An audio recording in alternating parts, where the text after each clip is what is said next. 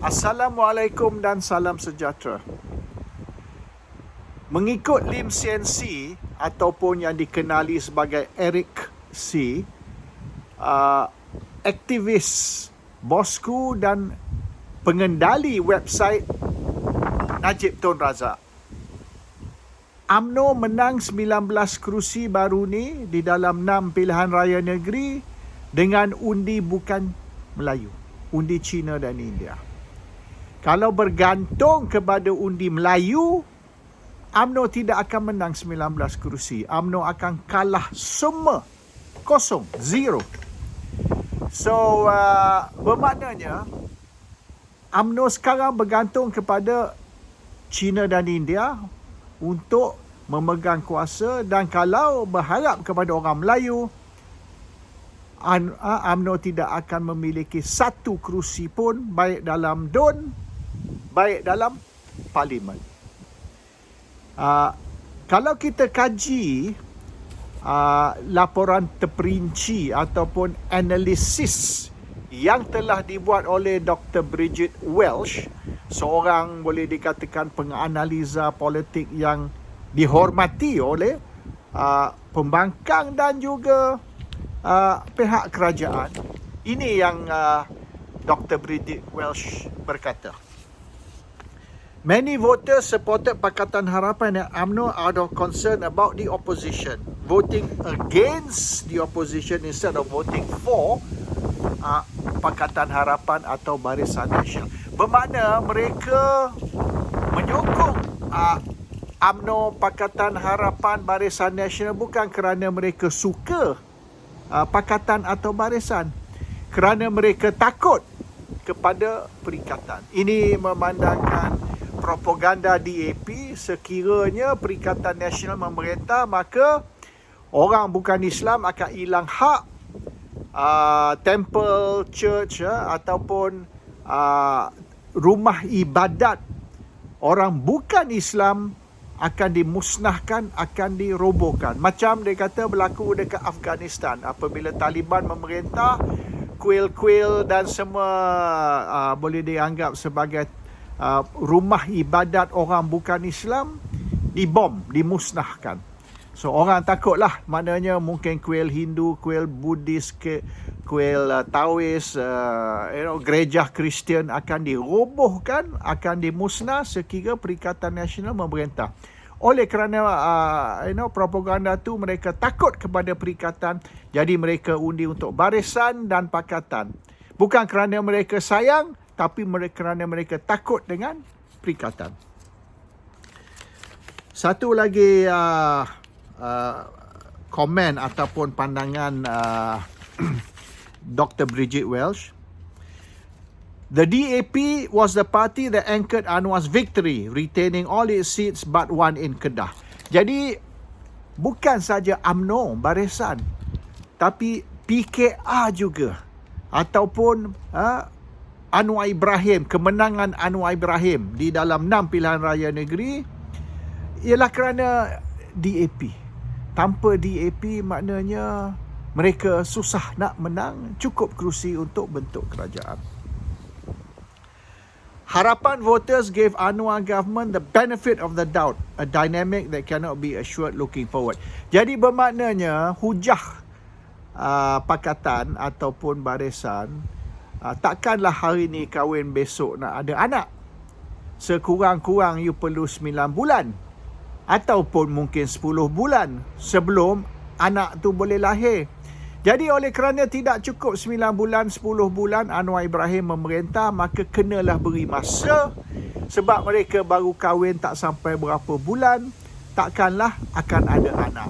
So hujah tu, kerana hujah tu, pengundi nak bagi the benefit of the doubt kepada Pakatan Harapan atau kepada Anwar Ibrahim. Kita bagi dia lagi beberapa bulan tengok, sebab dia baru kahwin. Mungkin dia orang akan beri lagi, sekarang ni bulan Ogos, so mungkin mereka akan beri lagi 3 bulan hingga ke bulan November. Cukup bulan November sudah setahun. Pakatan Harapan bentuk kerajaan dan Anwar menjadi Perdana Menteri. Mereka akan tengok cukup tahun ni, by Christmas kita akan kaji prestasi Pakatan Harapan dan Anwar, dan kita tengok mereka berjaya ke gagal. Dan sekira Kerajaan Pakatan Harapan dan Anwar Ibrahim sebagai Perdana Menteri boleh dianggap sebagai kerajaan gagal, maka mereka akan bertindak untuk meminta perubahan dari segi kerajaan atau mungkin Perdana Menteri.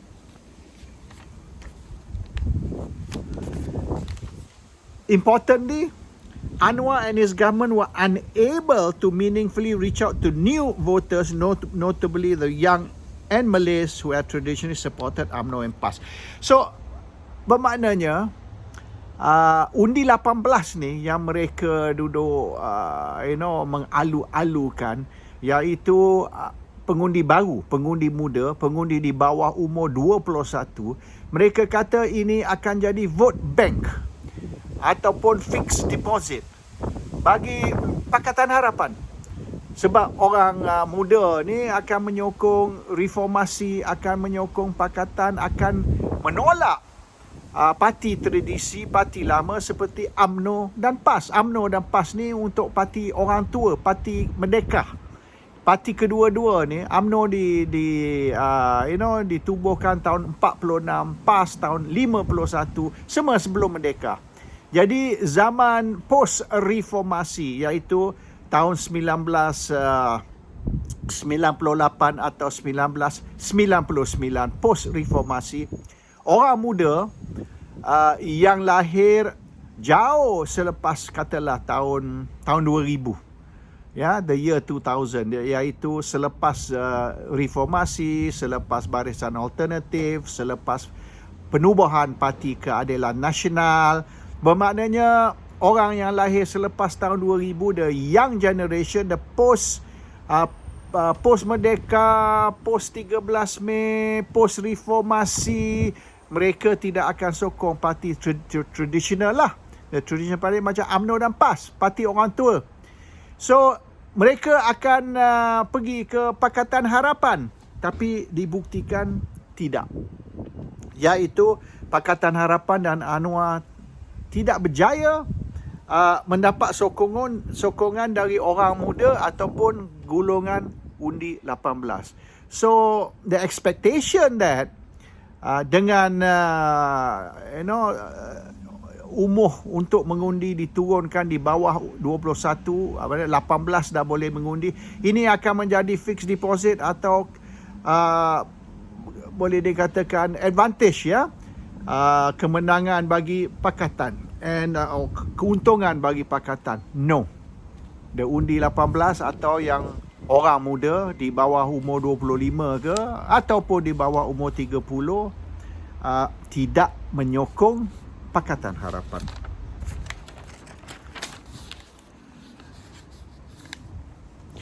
The messaging was all over the place, defensive and lacking traction on TikTok, and it centered too much around the leader rather than the substance of his leadership. So bermaknanya propaganda pakatan dan juga barisan ialah kepada pemimpin, iaitu taksub kepada Anwar, taksub kepada Ahmad Zahid Hamidi, taksub kepada Najib Tun Razak. So it is more cult. Cult bermaknanya kita mengagungkan pemimpin. Kita sokong pemimpin kerana pemimpin tu hebat. So it's all about supporting the leaders. Kita sokong pemimpin ni, kita sokong pemimpin tu. Pemimpin ni terror, pemimpin tu hebat. Tapi dia tidak fokus kepada achievement ataupun prestasi pucuk pimpinan itu. Kita kata kos sokong maknanya Zahid, sokong Anwar. Tapi apa achievement, apa boleh dikatakan prestasi pemimpin-pemimpin tersebut, kita tidak sebut. Jadi sokong pemimpin for the sake of sokong pemimpin. Kita sokong pemimpin kerana kita nak pemimpin. Bukan kerana pemimpin tu telah mencapai prestasi cemerlang atau telah boleh dikatakan membuat sesuatu yang boleh dikatakan menguntungkan negara ataupun rakyat. So we don't talk about what they've done. We talk about supporting them, full stop. Jadi itu satu kegagalan. Okay, many continue to believe this result is about the supposed green wave. Jadi, an easy explanation that rests on demonizing the opposition and stoking fear to maintain support among harapan. Jadi sekarang ni kita kata kemenangan Perikatan Nasional ataupun Perikatan Nasional ni dapat 60% dari 60% dari jumlah kerusi dan 50% dari undi popular. So bermaknanya Perikatan seorang dapat 50% undi popular, dan Pakatan dan Barisan combine dua juga dapat 50%. So maknanya 2 lawan 1. Kerajaan dua gabungan dapat separuh, Perikatan seorang solo dapat separuh, dan kerusi Perikatan menang 60%. Kerana apa? Kerana gelombang hijau, kerana green wave. Jadi mereka salahkan green wave, iaitu Islam. Mereka kata kerana Islamlah Perikatan menang. Jadi bukan mereka dengan kenyataan macam ni, bukanlah mereka puji Islam, tapi mereka kutuk Islam. Mereka nak menakutkan orang bukan Melayu yang lagi 40%, lagi 50% yang undi untuk Pakatan dan Barisan. Mereka nak menakutkan mereka secara macam Taliban sudah memerintah. So Malaysia akan jadi macam Afghanistan. Undang-undang potong kepala, potong tangan akan wujud sekira Perikatan ni memerintah. Islam ni zalim, undang-undang Islam zalim, pemerintahan Islam zalim, dan ini akan menjadi satu bahaya, satu ancaman kepada orang bukan Islam. So mereka guna green wave ni sebagai taktik menakutkan orang bukan Islam bahawasanya ada satu bahaya yang menunggu untuk nak menzalimi orang bukan Islam. Dan oleh kerana ni DAP kata ni pergerakan Islam ataupun Perikatan Nasional ataupun PAS is like the Mongols. The Mongols yang akan serang kita dan akan maknanya menzalimi kita. Tapi itu salah example lah, salah analogi, sebab Mongols ni yang sebenarnya Mongols ni musuh Islam. So kalau kita kata mereka ni musuh Islam, tapi kita kata bahaya kepada orang bukan Islam, tak logik lah. How can the Mongols be a threat to the non-Muslims when the Mongols are the enemies of the Muslims? So dia orang tak berapa pandai lah sejarah. Nevertheless, as an explanation of the state election outcome, the green wave is being over-interpreted. Bermaknanya mereka ni mengguna isu gelombang hijau ni over sangat, melampau sangat untuk nak maknanya menjelaskan bahawasanya kejayaan Perikatan Nasional ni ialah kerana mereka mengguna Islam, mereka ni menonggang Islam, dan ini Perikatan Nasional dan Islam satu bahaya kepada orang bukan Islam. That is basically the tactic they are using lah. So analysis ni actually very thick. Banyak muka surat. Dia ada part 1, dia ada part 2, dan kalau tu you boleh dapat di internet lah. This is downloaded. Bridget Welsh punya analysis, dan dia banyak buat analisis, dan analisis dia bukan saja tepat dan dibuat secara terperinci, tapi boleh dikatakan ramai orang, tak kisah penyokong kerajaan ke, penyokong pembangkang ke, mereka menghormati dan mengikutilah analisis Bridget Welsh, sebab dia ni bukan partisan, dia non-partisan, dan dia ni akademik. Seorang yang buat kajian berdasar kepada, dan dia ni doktor lah, Dr. Bridget Welsh. So dia ada PhD dan sebagainya dalam bidang yang dia mengajar, you know. And so sekarang ni kita kata pengundi yang keluar ni tak ramai. The voter keluar, dan saya tengok banyak tahu discussion dekat TikTok dan di dalam social media, baik Facebook, baik YouTube, discussion ataupun perbincangan tentang orang Melayu ni kurang keluar mengundi. Yang keluar mengundi ni orang Cina, orang India. Nombor 1 orang Cina, nombor 2 orang India. Melayu ni tak mau keluar mengundi. Melayu ni malas mengundi. Jadi kita kena bermaknanya berusaha untuk meyakinkan orang Melayu, untuk pujuk orang Melayu untuk keluar mengundi. Kalau orang Melayu tak keluar mengundi, Perikatan Nasional akan rugi. Tapi Dr. Bridget Welsh telah buat satu kajian mendalam, kajian terperinci, dan didapati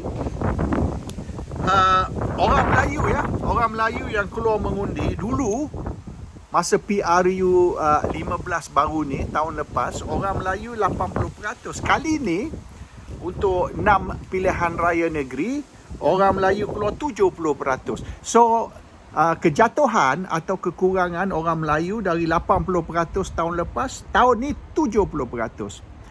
Dan ini oleh kerana 2 kali raya puasa, raya haji, orang Melayu banyak balik, jadi mereka nak balik sekali lagi. Dan laporan yang saya terima, ramai pekerja-pekerja tidak dibenar mengambil cuti untuk mengundi. Jadi kalau mereka nak ambil cuti, mereka kena sacrifice, mereka kena korbankan 1 hari gaji. Dan mereka yang tidak ada lagi leave, mereka menghadapi kesukaran untuk nak ambil cuti untuk keluar mengundi. Jiran tak bagi mereka cuti ataupun kata ambil 2 hours ke 3 hours off untuk tu. Dan kalau mereka yang kerja di KL ataupun di Penang ataupun di Perak lah kata, kalau mereka mengundi di Terengganu atau Kelantan ataupun di Kedah, mereka tak boleh ambil 2-3 jam off. Mereka kena ambil 2-3 hari kalau nak balik kampung. So this is the problem. They cannot take leave to vote. And then diorang dah banyak habis leave masa raya puasa, raya haji dan sebagainya. So peratusan orang Melayu mengundi jatuh dari 80% ke 70%. 10% jatuh. Tapi masih 70%. China pula, pada PRU 15 yang keluar mengundi 75%. 75%. Kurang lagi pada orang Melayu. Kali ni yang keluar 65%. Maknanya orang Cina juga jatuh 10%. Sama macam orang Melayu. Melayu 80 turun 70, Cina 75 turun 65.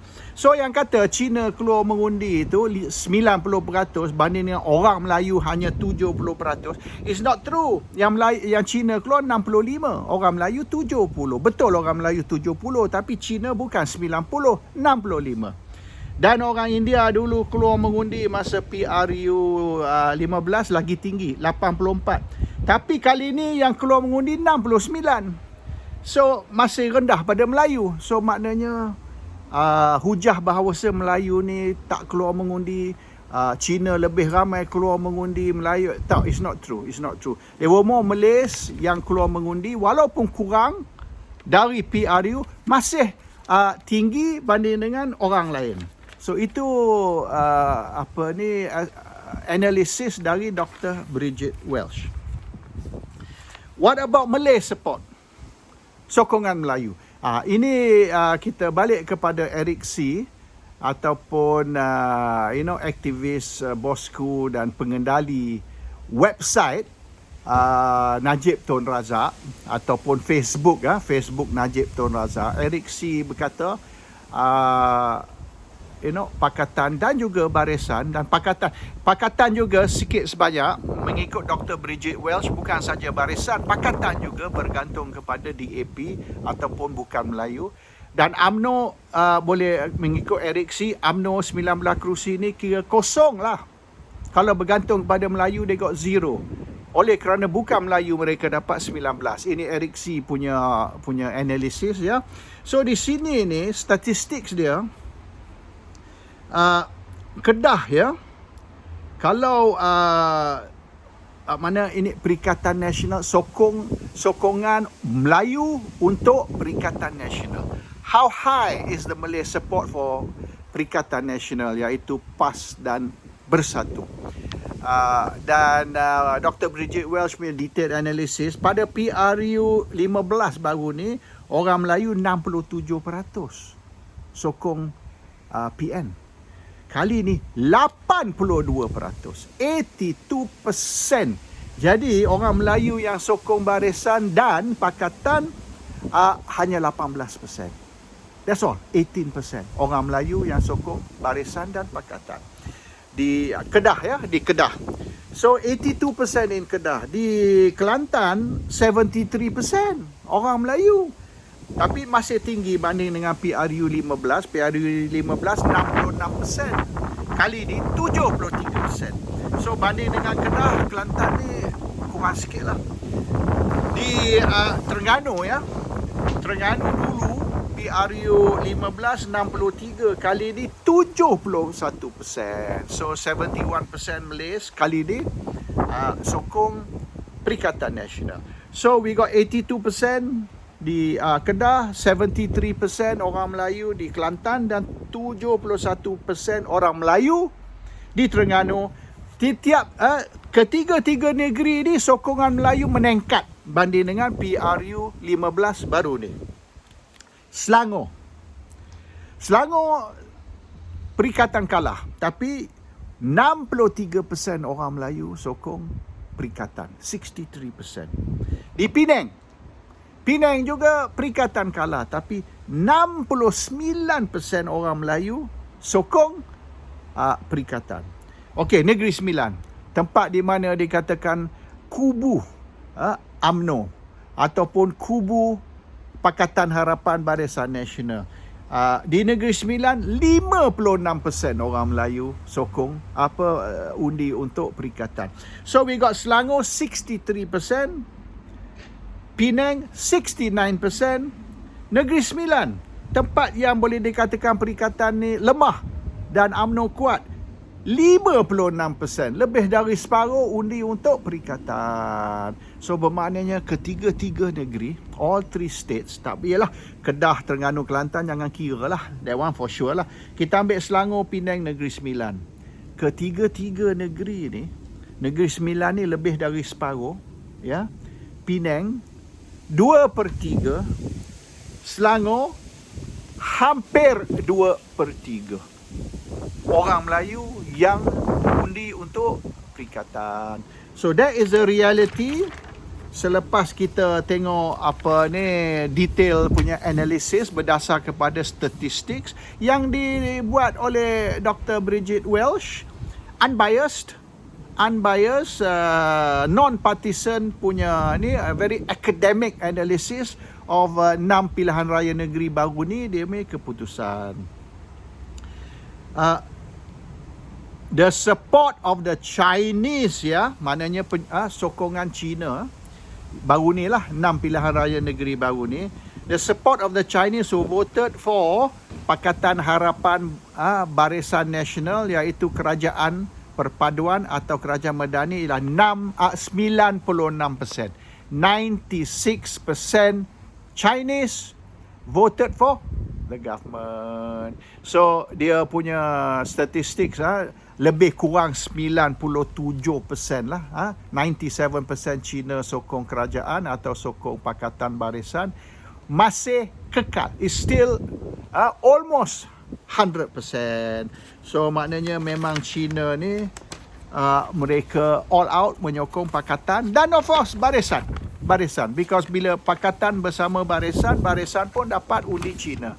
Dan mengikut Eric C tadi, 19 kerusi yang UMNO menang, kesemua kerusi tersebut kalau tak pasal undi bukan Melayu, undi Cina, maknanya UMNO tidak akan menang satu pun kerusi kalau bergantung kepada pengundi Melayu. So that is the thing. You can go to the internet. It's called ini tajuk dia. Dia ada part 1, part 2. Dr. Bridget Welsh punya analisis. You juga boleh baca komen Eric C, pengendali Facebook Najib Tun Razak, di mana semua mereka buat kajian terperinci. Dan Eric ni memang dia hebat lah untuk buat ni analisis politik. Dan mereka kata UMNO would have got zero without Chinese support. Kalau bergantung semata-mata atas Malay support, UMNO is totally wiped out. Assalamualaikum, salam sejahtera.